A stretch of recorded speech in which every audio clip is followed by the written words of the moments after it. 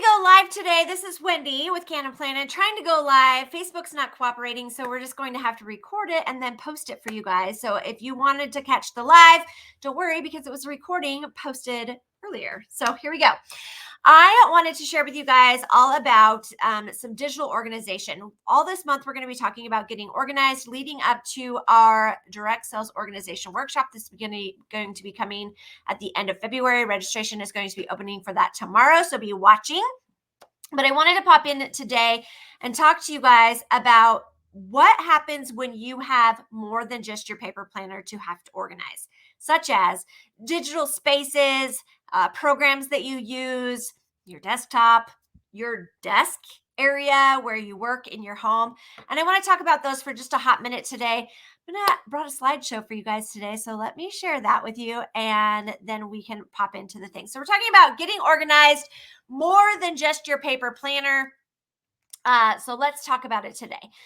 What is the cost of clutter, you guys? There are three major things that clutter costs you. And if you are one that has clutter all over the place, then you've probably felt some of these costs that are fighting for you or fighting against you right now. So first is the cost of clutter is stress. Clutter's stressful. When you look around yourself and you see all the things, you're probably like, oh my gosh, I can't possibly have to deal with all of this garbage right now because it's just keeping me from doing all the things. And so it becomes stressful. It's also going to cost you your focus. Clutter is going to cause you to not be able to focus on one thing. Maybe you are looking for a certain graphic and you can't find it, and so you're having to scroll for it, and that's causing you to look at other things, and then you're like caught in the scroll, even if it is your own digital space. That's going to cost your focus, and then you're going to forget where you were going with what you were trying to work on. Maybe you were creating a graphic for posting content, and now you're stuck, right? The next thing is time and money. When you are wasting time with clutter or wasting time trying to find things, you are missing out on monetary value of your business. You're missing out on interacting with your customers because you've already posted. If you are stressing about finding a perfect post to make because you can't find that graphic that you saved 2 weeks ago and you knew it was going to be perfect for today, and here you sit wasting time trying to figure that out instead of posting, having that posted already, and then creating some conversation and making some money. These are some major costs of clutter. You can't organize clutter, you guys. You can't organize clutter. What you're going to be doing, though, is you're going to be trashing the past. So the past being things that you're not currently learning, old catalogs, past training, products that are no longer relevant. You don't necessarily need to trash those, but posting them to sell so that you're not holding on to them, right? You're going to trash your past. The next thing you're going to do is dump your downloads. I would recommend that instead of trying to figure out how to get them all into a folder, just clear it all out and start over, because you don't know where anything is right now anyway. So you might as well just spend time getting rid of it. The next thing that you can't organize with your clutter is cleaning your desk. Take it all off, start over again. It's hard to organize your desk area if you've got things piled all over the place. Take it all off, start over. Excuse me. The next thing that you want to do when you are working on getting organized is to create a system. There are a couple of different systems that we're going to talk about over the course of the month, but the first one I want to talk about is your physical system. Here in your home, in your office, in the area that you do your work. What is your physical system? Do you use a paper planner? I sure hope so, because if you follow me, that's the number one thing that we talk about here is paper planning. So is your paper planner organized? Do you have the inserts that you need? Is it handy on your desk? Are you able to write from it often? Your digital spaces. Do you have some organization with your desktop? Do you have some organization in your Canva folders or in your Google Doc folders? And then the last thing is your desktop and download folder. This one is a big one. How many times do you see something and you save it? Excuse me. You're not quite sure where it disappears to because you don't have a system in place. These are the things that we're going to talk about over the course of the next couple of weeks. Let's start first with your office organization. Goodness, you guys, I got a little tickle. Your office organization, where is your physical space in your home? I'm hoping that is your own private space, that you're not sharing the dining room table. If that's the case, think about maybe moving to a closet area where you could sit the desk in there and organize that. Maybe a small corner of your kitchen that isn't your dining room table that you can call your own space. And then once you have that, put together some office workspace. So do you have an in folder, an out folder? Do you have a filing system? Do you have a place for your planner to live? Again, paper planner person, you're sitting here, I hope so, and you're watching this, so that means that you probably have a paper planner somewhere. You need to have a home for that, okay, so that you can easily find it when you are ready to get your work done.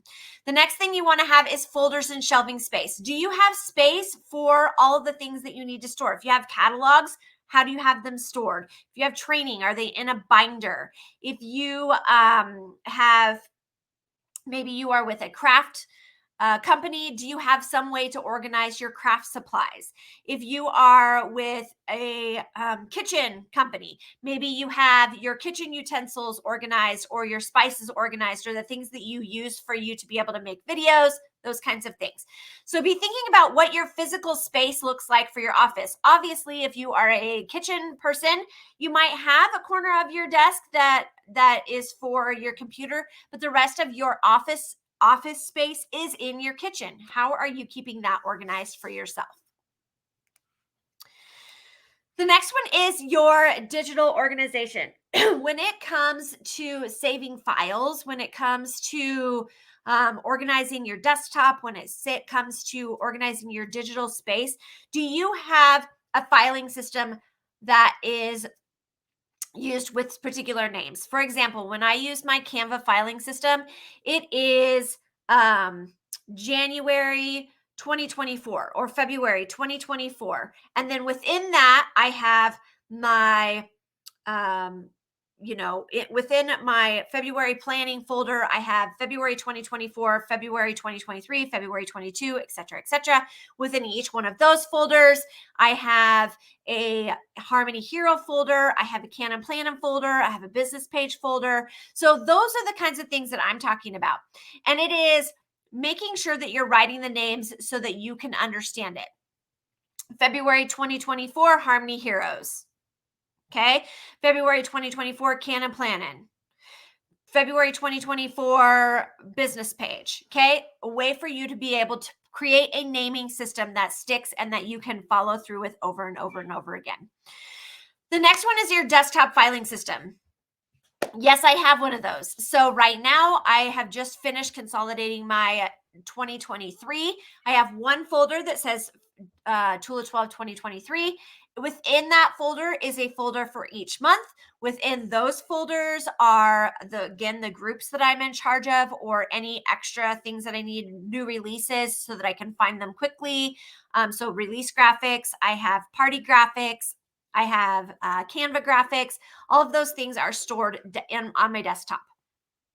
Digital tools are the same thing, whether it is Canva or whether it is my Google Drive, which are usually the two that I normally use. You're going to see that I have those organized, and I kind of explained those already. They're the same way that I have my desktop organized, and it makes it very simple for me to go in and find exactly what it is that I am looking for. So over the course of the next month, we're going to talk more about organizing these spaces. I'm going to show you exactly how to do it. There are 4 areas that we're going to be talking about. Bookmarks, which is something I learned from Mary Haynes. You guys, if you don't follow the Savvy Sellers, you need to go follow her on Facebook. She has some phenomenal ideas for organization, which is where I get a lot of my ideas that I'm sharing with you. So go and follow her. Bookmarks. There is your desktop filing system, Canva filing, and Google filing. I'm going to do a live, and we're going to talk about each of those things over the course of this month. And it's going to get us all ready to go for, again, the direct sales organization workshop that's going to be happening at the end of February. be watching for registration. It opens up tomorrow. If you have found this information helpful with Cannin Plannin, please feel free to hit that share button, share it out. And if you're following me on YouTube or on my business page, make sure you hit a follow so that you can see all of the new upcoming things that Cannin Plannin is going to be talking about. Thank you guys for joining me, and I'll see you all soon.